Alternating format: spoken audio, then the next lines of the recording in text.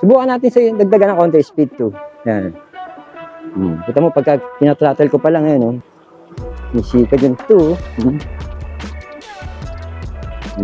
So, yung 3 naman, binas ko ng konting speed niya, ginawa kong 3. Ayan, oh. Misikad niya, oh. Yan, pag pinadyak mo, ayan, oh. Pinipadyak ko. Pinakos niya yung takbo natin kanina, tinignan niya. At nag-select tayo, sinubukan natin yung 1, 2, 3, 4, 5. Parang nasa 35, Sir Michael. No? Isisiin na natin mga nakakabit dyan. Ito yung speed 1 lang yan. Pero solid talaga yung takbo nito, speed 1 na to. Ayan, speed 1 pa lang.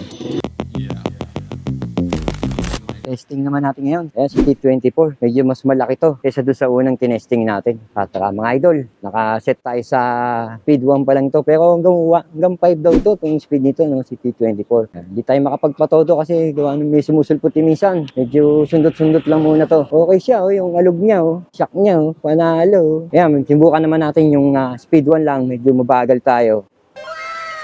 Yung speed 1 niya, yung tinatakbo ng 11, parang swabe na rin, eh. Oh. Yan, pag pinadyak mo, ayan, oh. Yung ipadyak ko. Speed 1 lang yan. Pero solid talaga yung takbo nito, speed 1 na to. Ayan, speed 1 pa lang. Masusubukan din natin to sa mga ahunan. Pero dito sa Kapatagan, sakto to, kung beginners, sakto sa speed 1, ayan. Tapos kung papadyak mo nga, subukan natin sa dagdagan ng konti, speed 2. Ayan. Kita mo, pagka pinatrattle ko pa lang, ayan, oh. Misikad yung 2. So, yung 3 naman, binas ko ng konting speed niya, ginawa kong 3. Ayan, oh. Misikad niya, oh. Sa 4. Ito yung sikad niya, mas mabilis.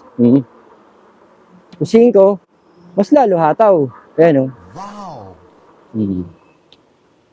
Kaya panakto. Ayan nga, nakakita natin kanina, no, kung paano manakbo to si T24. Napakasarap patakbuhin ng mga ganito klaseng e-bike, no? Lalo na kung legit, original talaga yung mga nakakabit sa kanya. Tsaka yung pinaka-controller, ang ganda ng controller nito. Parang yung 20-22 na pinindot ko kanina, pinatakbo natin. Parang hindi 22 eh. Parang nasa 35, Sir Michael. No? Sisisiin na natin mga nakakabit dyan. Ito yung hub motor. 500 watts. 500 watts Gear to. type. Gear type din. Disc brake din siya, no? Kagaya ng kanina pinatakbo natin. 160 yung motor nito. Pero ito, Sir Michael, Mechanical pa lang. Mechanical pa lang, no? Pero upgradable po siya sa Pwede siyang gawing hydraulic brake daw. Kaya nag-ship nga tayo kanina, 1 to 7 yung ginamit natin. Depende naman sa ship, meron tinatawag tayo pagkakaahon nga, pwede kang mag-ship ng pinakamababa. Pag-aahon ka. Parang mountain bike din na pangkaraniwang bisikleta na ginagamit natin. Pero ang ganda ng port nito, lalo na pag-preno mo. Ayan yung shock niya. Malupit yung shock na to. adjustable din No, po. wala akong nakitang rito yung parang kakalog-kalog ka na. Size ng, dapat ang gulong nito, Sir Mike? 24 inch, 4.0. 4.0 to? Pero mas malaki to, 20. Kanina 16 yung pinatakbo ko. No? Kanina nga, ginamit din natin kanina yung signal. Yung nga, kinuha niya tayo kanina. Kaya medyo mas maganda yung ating video kanina dahil kasama natin si Sir Michael. Pinakos niya yung takbo natin kanina, tinignan niya. At nag-select tayo, sinubukan natin yung 1, 2, 3, 4, 5. Nag-base tayo, tinodo natin yung throttle nito. Yung battery nito, yung boss to.